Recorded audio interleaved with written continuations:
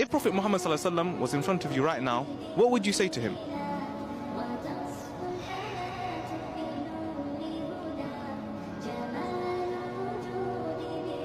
Thank you. Subhanallah, wow. You know, expand on where that thank you came from. You've got all the time in the world, my brother.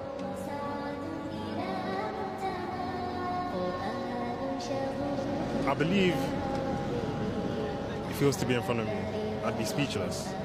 That's my honest opinion. I think I'd be speechless. I don't think I'd be able to speak of a man of such magnitude. Your response is actually making me cry.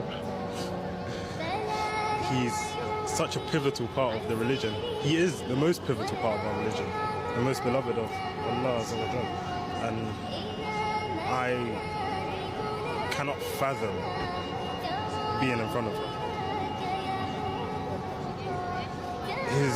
His greatness, the legacy he's left behind, the religion he's left behind for us to follow, the example he set for us to follow.